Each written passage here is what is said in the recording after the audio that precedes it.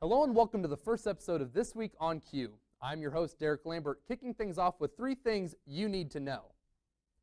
This week, Apple introduced the world to its latest and greatest creation, the iPhone 7. CNN reports that iPhone 7 sales are through the roof. The new iPhone will not have a headphone jack. Wireless headphone pods will have to be purchased as an accessory. Hillary Clinton is set to return to the campaign trail after having a case of pneumonia. This comes only 2 months before the November presidential election, and Clinton's condition isn't severe, but it is believed that she has suffered from dehydration as well. A family in Brazil now welcomes their 13th son. Each son's name in the family starts with the letter R, and every child in the family is a boy, and each son is named after a professional soccer player. Those are 3 things you need to know. Now, let's start the show.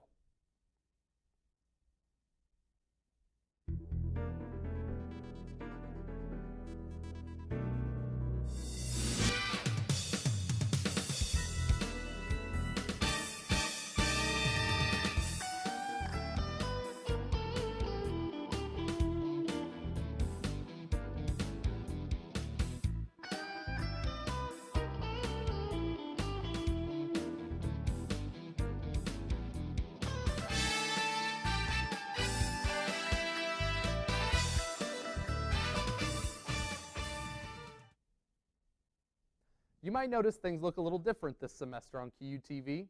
This fall, we're going in-depth on our coverage to give you the story inside the story. This week on Q will feature in-depth reports, current events, and live guests.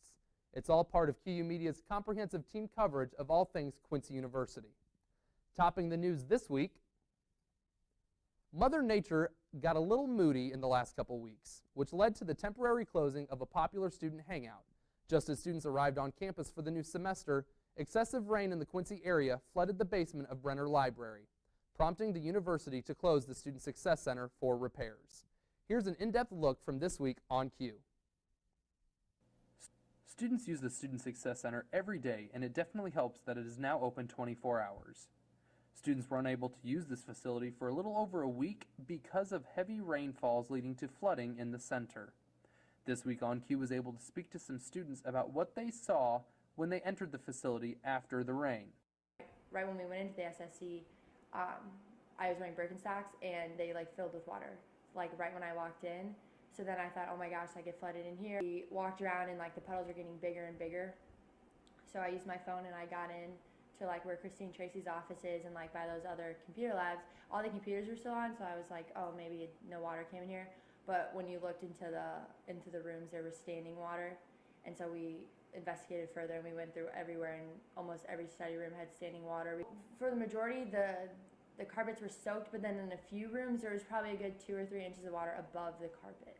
These students also took a great initiative. When they realized that there was a problem, the proper individuals were called in order to take care of the situation. And I made sure Christine Tracy was contacted so they could get resolved right away. Not only did the flooding affect student studies, it also affected tutoring and other on-campus jobs that take place in the SSC. This week, On Q was able to speak with a tutor who also works the front desk to get her take on the issue. As a worker, it meant that tutoring was halted, so we were supposed to start tutoring actually that Monday, the first day that we were closed. So unfortunately, we had to postpone tutoring just by 1 week. Luckily, because of the efforts made by the Student Success Center, what was thought to be a month-long cleaning process then turned into only a week-long process. Students were able to claim their space back and get back to business.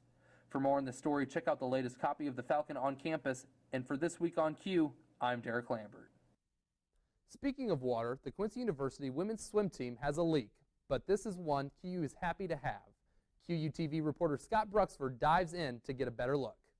Building a new program for the Quincy University women's swim team meant recruiting was the foundation for success. Coach Rachel Slaughter went above and beyond to bring in a unique freshman to this year's team. We had the chance to catch up with Athena Leeks from Iceland to talk about college, culture, and much more. The biggest challenge is for sure the language, speaking a different language every day, not understanding everything what people are saying. Also just the environment is a lot different, the culture here. The decision to attend Quincy University was driven by a lifetime dream to go to college in the United States. I just really like the school, and it's like always been a dream of mine to go to college in the United States. And I just really like Quincy. It's like a small university, so you like get to know the people here and the professors. Athena's adjustment to college has been an easy one due to all of the help that she has received from students and faculty at QU. It's going a lot better than I expected. I thought it was going to be way harder, but everybody's been so helpful helping me here with like studying and stuff, so it's been good. Warm weather, new clothes, and a recognition of friendly faces were all listed as cultural favorites. For more information on the women's swim team, check out the Quincy University Athletics page. This is Scott Bruxford for QUTV. Coming up on This Week, a look at the latest national news and how an Illinois resident attempts to break a bizarre world record. Stay with us. Join me, Coach Marty Bell, head basketball coach of the Quincy University Hawks, live from Chicks on the River every Monday night at 6:30 p.m. or on ESPN 1440 for the Coach Marty Bell Show. Hear from our coaches and players as Ben and I recap the previous games and preview our upcoming opponents. Grab your friends and family and come out to Chicks on the River for a great meal and meet the Hawks. QU men's basketball, Chicks on the River, and ESPN 1440, a winning combination. And as always, it truly is. Welcome back to This Week on Q. An Illinois man wants to break a world record, and he's using his background in welding to do it. The world's largest teeter-totter could be sitting in his backyard. CNN's Greta Patrick got a view from the top.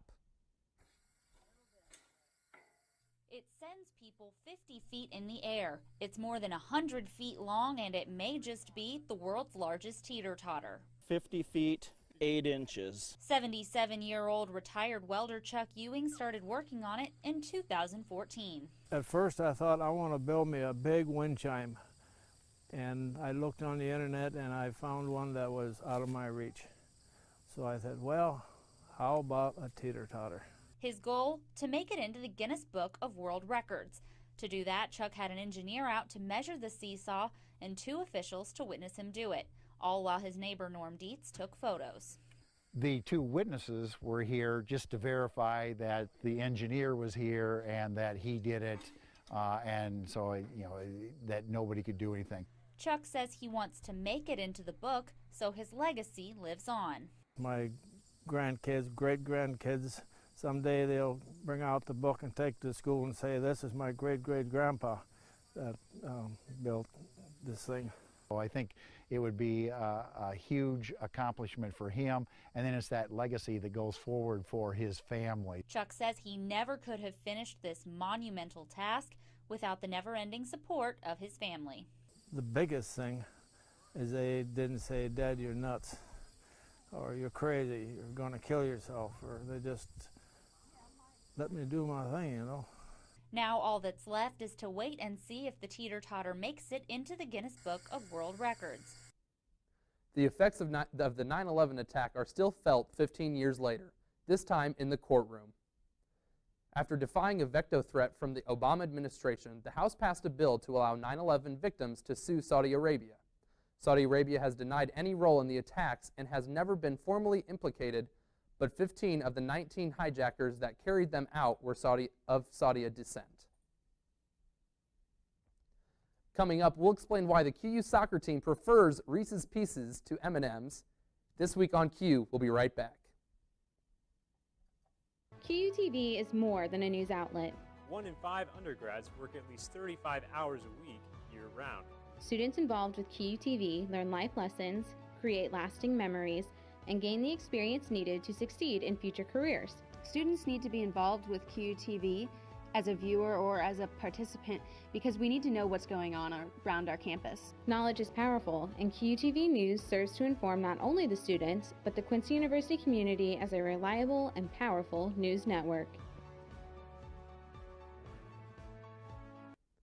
The new school year brings plenty of changes on campus. A limited menu and shortened Hawks hangout hours have caused QU students to wonder about the future of campus dining. QTV's Evan Powell takes a closer look. New hours and a limited menu has raised students' interest in the future of the Hawks Hangout. There's no additional changes to the Hangout at this time. But we do meet every year with student engagement and with business and finance, and we sort of review and consider all the possibilities when it comes to the dining program. Due to lack of state funding, shortening the hours to 10:30 a.m. to 2:30 p.m. was a move to make the Hawks Hangout more efficient. The cafeteria now offers new menu items to accommodate students' want and variety. So, it already obviously has changed quite a bit over the last year and a half. You know, we have the late night grill now here at the cafeteria that's available. We have the hot and cold food options, snacks and beverages that are available all morning, afternoon, and night from 7 to 10 during the week from the retail area here. The main dining room has also lowered breakfast prices and expanded offerings in the retail store. Foods that aren't available in the Hawks Hangout can be purchased in the main dining room. The retail is open during the week from 7 a.m. to 10 p.m. Straight through and never closes. On the weekends, it opens at 11 a.m. and it's open all the way till 10 p.m. So, yeah, actually the retail hours of this space here are longer than what the Hangout ever was. As of right now, there is no plans to change the Hawks Hangout. Joe Borderwick also says that constructive feedback and criticism is vital for Chartwells and for students with meal plans. Chartwells is the #1 dining service provider for college campuses. The dining program looks to continue expansion to fit the interest of students. For This Week on Q, I'm Evan Powell. With us now we have Evan Powell. Evan, could you tell us a little bit about the future of dining on campus? Well, I spoke to Joe Borderwick the other day, and he told me that they're trying to increase variety. They want to make the Hawks Hangout to still have their limited menu, but because the CAF's also going to offer it, so they want to be more efficient with what they're doing. Could you talk a little bit what is to be expected of the Hawks Hangout? I know students are really worried about if it's potentially going to close, because I know that's what people are kind of saying, and if that was something you specifically asked Joe. Yeah, well, as of right now, they said there's going to be no changes, but a lot of the things they used to offer in the UC are actually now in the CAF. And the CAF's hours are from 7 a.m. to 7 p.m. You can come in anytime you want before the late night grill opens, and you can get anything like you can get special omelets you used to get in the UC, but it's also in the CAF now. So there's not really big changes. It's just they want to be more efficient. Perfect. Well, thanks for joining us on set. Thanks for having me. Thanks, Evan. Soccer season is getting started, but the QU men's soccer team has already scored an unconventional hat trick. QTV's Lydia Cruz explains. Anyone who's been part of a team knows it's like being part of a family. But for 3 Quincy students, that sentiment is more than just an age-old metaphor thrown around in locker rooms and pregame motivational speeches. It's reality. This year, 3 members of the Reese family are storming Jack McKenzie Field together as part of the QU men's soccer team. Brothers Taylor and Cooper Reese return for another year of play. My name is Taylor Reese. My name is Cooper Reese. With one new addition to the Hawks family, their cousin Aubrey Reese. For the Quincy-born trio, this is hardly their first family rodeo. The 3 have played together on various soccer teams over the years, including their time at Quincy Notre Dame. So while it's by no means the Reese's inaugural shared squad experience, this fall marks the first time Taylor, Cooper, and Aubrey will all play together at the collegiate level. Off the field, these 3 are more than just corner kicks and shots on goal. And the best way to get to know a Reese is to ask a Reese. Taylor. Aubrey. I guess Aubrey. Me. Cooper. I'd probably go with Aubrey. Just I wouldn't even say funny. Just kind of you just laugh at. It's definitely not likely. Probably Coop's loud sometimes, but in his own way. Cooper. Me.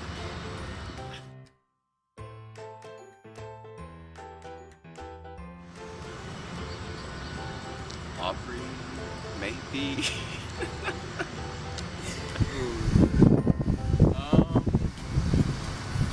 Probably Taylor. None of us.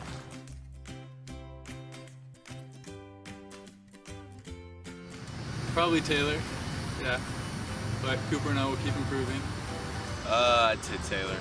Right now, I guess me, but in the future, maybe, hopefully not.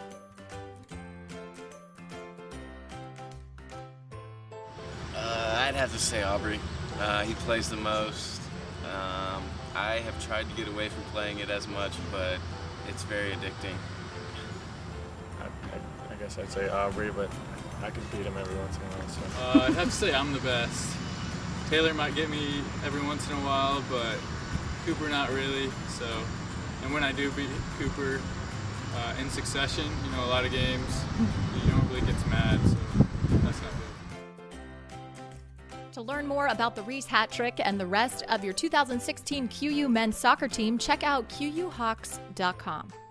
The Hawks will kick off a 4-game home stretch here this Friday at Legends Stadium. Show your support for the men's and women's soccer teams as they take on Southern Indiana in their first GLVC home game.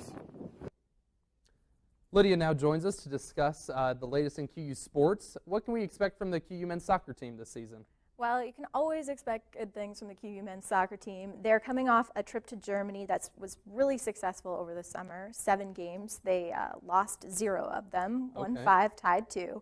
But they did hit a few hiccups going into the start of their GLVC play this year. A loss on Friday. They tied yesterday. Tied Sunday with McKendree.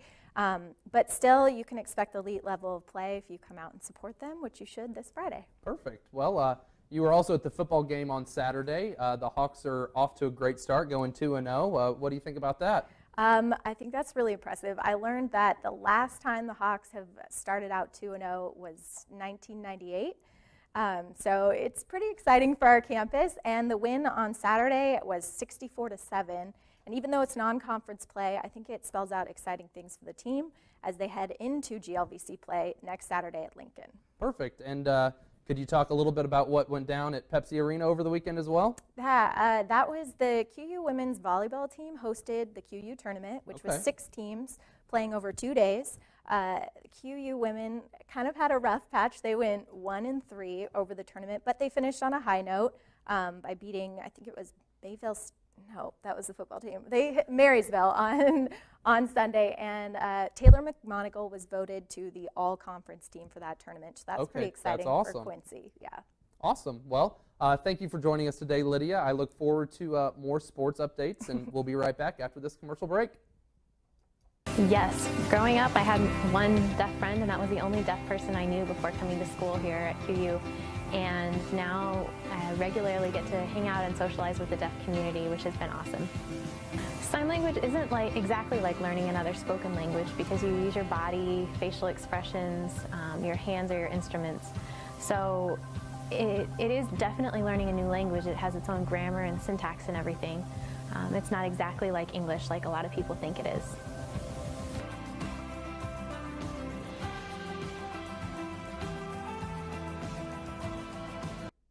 Welcome back to This Week on Q. At the end of the show, we like to keep you up to date in entertainment. Here's a look at the latest in Hollywood. Cactus 1549, runway 4, clear for takeoff. Cactus 1549, clear for takeoff. I'll never get over how beautiful it is up here. Life's easier in the air.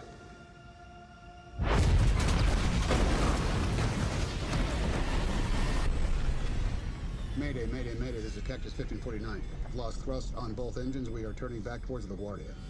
I have an emergency. You lost both engines. Returning immediately. Today, we begin with our investigation on the crash of U.S. Airways Flight 1549. Cactus 1549, if we can get it for you, do you want to try to land on runway 13?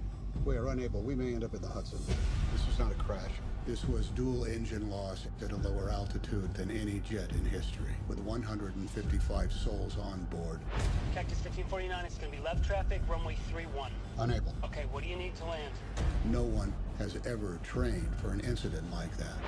1549, runway 4 is available. I don't think we can make any runway. What about over to our right? Off your right side is Teterboro Airport. Now, look, I'm sorry if you're frustrated, but our job is to investigate how a plane ended up in the Hudson River.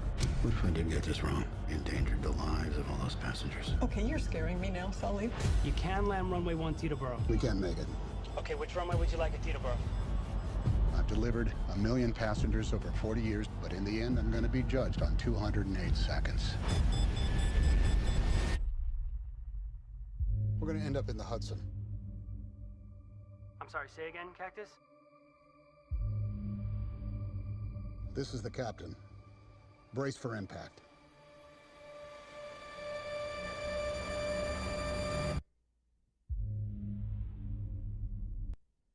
And that's going to do it for this week on Q. Thank you to all our contributors and guests this week. I'm Derek Lambert, and we'll be back next week with an in-depth look at what's happening on Q.